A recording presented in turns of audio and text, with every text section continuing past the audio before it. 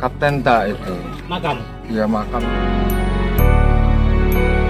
Pusat perdagangan VOC waktu itu di Jepara sebelum dipindah ke Semarang.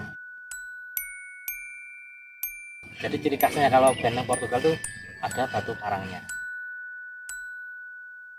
Ada orang yang kayak duduk bersila, tapi dia itu yang model pakai baju kerajaan yang nggak dilap-lap itu pakai yang di leher ini, terus rambutnya kayak dicopot ya. Nah, ternyata orang yang meninggal kemarin malam tuh dimakamkan di sebelah sana tuh, sahabat Joy. Dan kemarin kita juga sempat mendoakan beliau dan para leluhur yang ada di sini.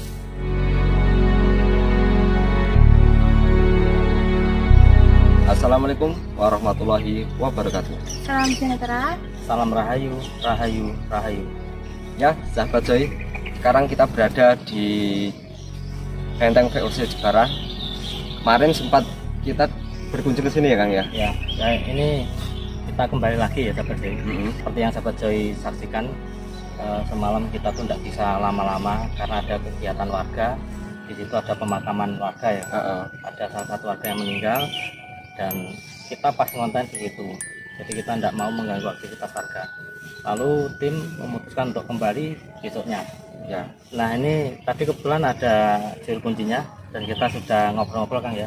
Ngobrol-ngobrol dan terkonfirmasi sesuai dengan penglihatan saya semalam bahwa ini adalah semacam mausoleum. Jadi semacam makam, tapi makam bukan makamnya orang berbumi, tapi makamnya orang luar, orang Belanda. Kalau bangunan yang sebelah sana nih Pak, itu apa Pak? Yang mana? Yang itu loh kayak Yang dikurung itu loh Pak. yang di ini pagar itu. Itu Kapten tak itu. Makam. Ya makamnya Kapten Jepara Belanda yang lalu. Itu cuma satu tuh Pak ya. Ya dari orang kampung sini namanya Kapten tak. Ada yang dalam meditasi yang spiritual ini katanya dia mengatakan bukan ini Paulus Carlos kolonel dari VOC atau Portugal. Tapi orang kampung sini mengatakan dia makam Kapten tak. Di Jepara berselisih paham dengan nelayan juga, meninggal dunia juga dimakamkan di sini. Masih Pak. Sama Ya. Pak siapa Pak? Hah? Kalian Pak Sinten Pak siapa? Saya juru kuncen makam pahlawan sini, Giri Dharma. Saya juru kuncen kepercayaan Bapak Andi Bupati Jepara, khusus yang masih muda gitu. Yang lain-lainnya sudah bini sepuh tentang juru kuncen-kuncen punden-punden seluruh Jepara. Lengkapnya ada 90 orang Banyak. Jepara. Bapak sendiri namanya? Saya bernama Bapak Kasrin dari lulusan SMA PGRI 3 IPA 1 Jepara Kasrin. gitu ya. Matur suwun sangat, terima kasih banyak Pak. Ya amin. Ini nanti misal saya tampilkan di YouTube boleh Pak ya? Ya boleh wong saya ya termasuk pegawai negeri sini berdomisili di makam pahlawan Giri Dharma ya. Dan untuk istilah publikasi seluruh wilayah nggak apa-apa gitu. Siap, terima kasih banyak Pak. Terima kasih Pak informasinya. Ya, mari. Iya. Nah, tadi sudah dijelaskan sama Bapak juru kuncinya, makamnya Kapten Ta. Ada beberapa orang menyebutkan ini adalah orang Portugal, karena memang benteng ini sebenarnya benteng bikinan Portugal. Intinya gini sahabat ya, dari konstruksi bangunannya itu sama persis dengan yang di benteng Portugis. Nanti di ujung sebelah timur arah Pati itu ada juga kan. Iya. Itu juga sama bentuknya seperti ini, cuman dia juga di dataran tinggi juga di dekat pantai juga. Cuman di sana lebih besar lagi daripada ini. Nah ini salah satu tokohnya dalam arti pejuangnya yang dulu tinggal di sini, tapi sempat bertentangan dengan warga sini juga ya, dengan nelayan dan semacamnya. Karena memang sesuai dengan penjelasan saya kemarin, memang VOC datang ke sini tuh untuk ini Kang, kepentingan perekonomian dagang di daerah sini. Jadi pusat perdagangan VOC waktu itu di Jepara sebelum dipindah ke Semarang. Nah tadinya di sini karena seiringnya waktu terjadi pendangkalan, dengan alasannya itu Kang, terjadi pendangkalan pelabuhan, banyaknya batu karang, lalu digeserlah pelabuhan utamanya di Semarang. Dan itu dianggap VOC juga lebih dekat dengan pemerintahan Mataram saat itu. Lalu dipindah ke sana dan di sini biarkan terbengkalai. Oke Kang Budi, kita lanjut ke dalamnya biar yang tadi malam tuh terlihat jelas ya. Tadi malam tuh suasananya juga agak gelap juga Kang ya. Ya sebenarnya kita bawa penerangan sih, cuman dari sisi siangnya nanti ketepatan berbeda. Dan di sana nanti ada beberapa ini pemakaman warga juga, karena memang ini di area pemakaman. Menurut cerita juga di sini dulu dipasang satu meriam saja. Sebenarnya itu juga hibah dari pemerintahan Jepara saat itu. Jadi dibahkan ada 5, yang satu dipasang di sini. Lalu setelah terjadinya pemberontakan Trunojoyo, nah ini agak rusak ya. Tapi memang pasukan dari Trunojoyo sendiri juga dikatakan di sana gagal Kang. Ya tidak bisa sampai merebut benteng ini. Iya. Nah itu kan sebenarnya perlawanan antara Trunojoyo dan Mataram. Cuman pada kala itu Mataram ini kerjasama dengan VOC, jadi Trunojoyo juga menyerang benteng VOC ini. Ya. Nah Trunojoyo ini adalah pangeran dari Madura yang berselisih paham dengan kerajaan Mataram saat itu. Kita bisa masuk ke dalam Kang. Kita lihat lagi suasana yang ada di dalam, mungkin lebih beda lagi daripada kemarin malam. Sekalian kita lihat konstruksi bangunannya seperti apa ya, biar lebih jelas dan lebih detail lagi. Detail dan jelas. Oke, cepat sih. Misal ada yang mau ditambahkan nggak? Nggak ada, mungkin di dalam nanti ada. Oke, siap. Yuk.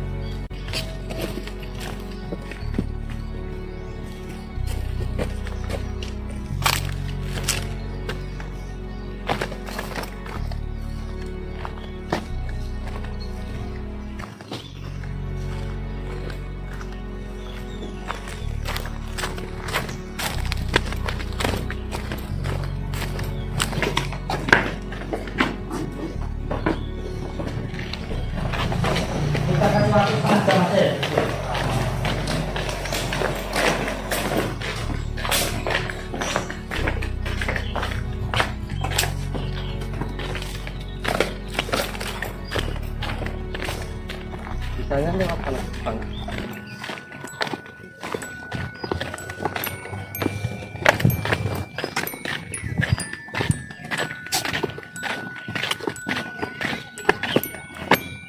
Jadi benteng ini sendiri, sahabat Zoe, lihat di sekeliling kita ini digunakan oleh masyarakat sekitar sebagai taman tempat rekreasi. Oke, ayo.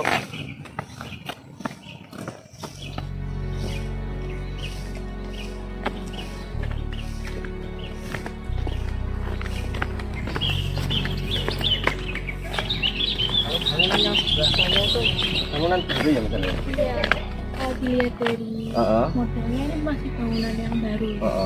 Belum begitu lama ya. Oke, yuk kita lihat yang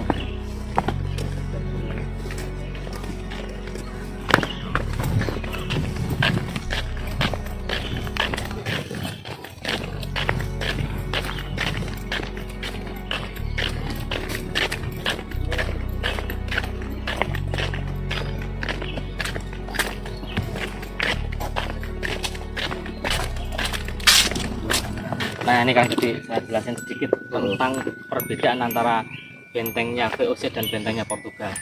Nah ciri dari bentengnya Portugal atau Portugis itu dari batu ini.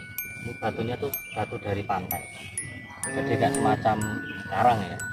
Cuman ini sudah dibentuk gitu kayak persagi ini. Tapi ini batuannya ini batuan dari daerah pantai. Jadi ciri khasnya kalau benteng Portugal tuh ada batu karangnya. Berbeda dengan benteng VOC. Kalau dari benteng VOC sendiri kan, ciri khasnya apa nih? Dia bata, bangunan bata, jadi memang sudah dicetak. Seperti kemarin di benteng Willem II itu, Willem II, Willem I kan dari bata. Kalau benteng Portugis itu lebih memanfaatkan dari awal. Jadi batu-batu karang ini yang dipakai. Jadi memang disengaja dibentuk gini, lalu dipahat ya. Ya kan lumayan susah ya gitu, kelihatan mahatnya ya. Ya mungkin peralatannya seadanya, jadi yang penting sudah seperti segi 4 mudah dipakai, dan ini menggunakan tenaga warga daerah setempat. Jadi pembangunan benteng itu rata-rata kayak ini ya, memanfaatkan warga lokal untuk bikin ini. Kita lanjut ya.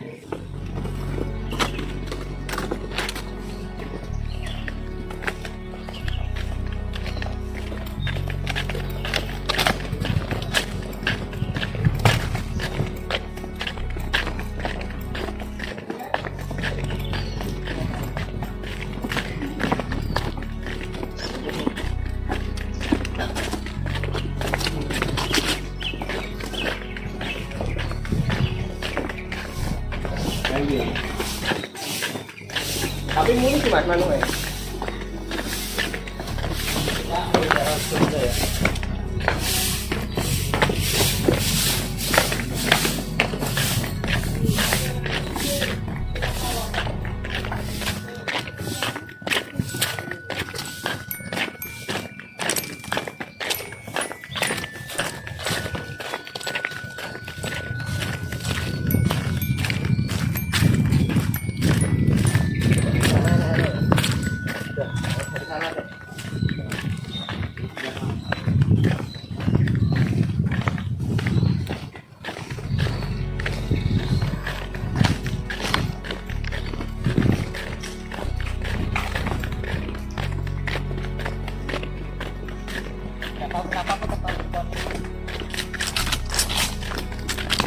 Nah, sahabat Joy, nggak tahu kenapa nih Kang Dom ini kok terpancing-pancing sama pohon yang sebelah sana.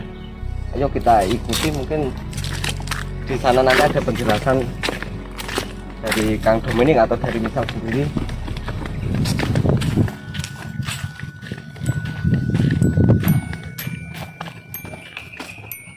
Nah, seperti yang sahabat Joy lihat kemarin malam, ternyata di sebelah sini nih ya, area pemakaman umum untuk warga sekitar sini. Lumayan luas juga ya Sal ya? Iya. Suasananya beda banget sama yang kemarin malam. Kalau yang kemarin malam itu suasananya mendukung ya, udah gelap, terus lumayan sepi juga. Tapi kalau siang ini nggak terlalu banyak entitas yang menampakkan diri. Apa Kang Dominik? Merasakan apa kok tiba-tiba terpancing ke sini nih? Tadi dari sana tuh saya mendapat energi besar dari pohon ini, dari jauh. Saya tertarik. Setelah saya dekatin, saya turun, ternyata ini pemakaman. Ada pemakaman di area sini. Jadi tadinya kita nggak tahu lokasi area pemakamannya. Bahkan semalam tuh kita juga nggak tahu, soalnya gelap dan warga hanya berkumpul di situ. Jadi nggak tahu lokasi makamnya di mana. Oh di sana, cuman kita nggak bisa berandai-andai karena belum tahu tempatnya. Ini makamnya. Benteng ini hanya segini loh kan, hanya itu sampai situ terus sampai sini. Jadi ini makamnya di luar benteng ini. Bentengnya kayak yang sebelah sana itu ada sebuah bangunan apa ya Kang? Ya itu mungkin juga Atau bagian dari benteng sendiri atau bagian dari benteng ya sana. Coba nanti ke sana juga ya. Kalau di pohon ini auranya bisa. Nah, cuman kita nggak tahu aura negatif apa positif, kita nggak mau tahu soal itu. Terus nih, di pohon ini auranya paling kuat. Jadi misal sendiri merasakan apa? Kalau di sini tadi itu sempat ngeliat ada orang yang kayak duduk bersila, tapi dia itu yang model pakai baju kerajaan yang nggak pakai baju itu, pakai yang di leher ini, terus rambutnya kayak dicepol di atas. Oh digelung? Iya, di padahal itu cowok ya. Terus dia yang kayak bertapa gitu. Kayak model resi gitu ya. Iya. Ya memang bangunan ini kan dulu dikuasai ini kan kerajaan Mataram sama VOC. Eranya sudah era kerajaan Muslim sebenarnya. Cuman orang dulu tuh masih banyak yang penganut Hindu juga kan. Jadi mau peralihan ke Hindu Muslim. Kita coba ke sana ya. Kita coba ke sana.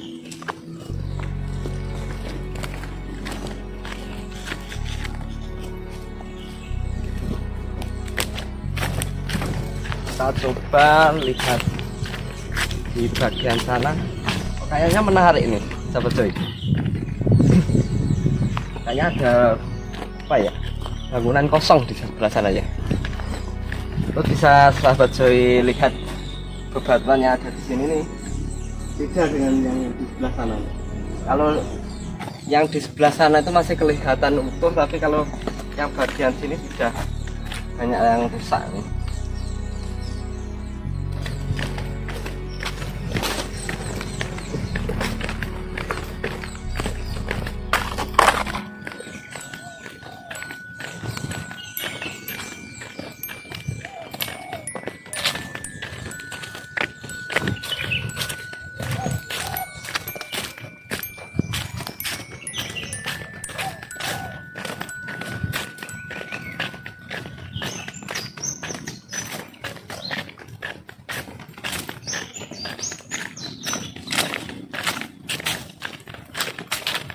ternyata lokasinya sampai ini aja kan. Jadi pintu masuknya makam tuh ada di situ.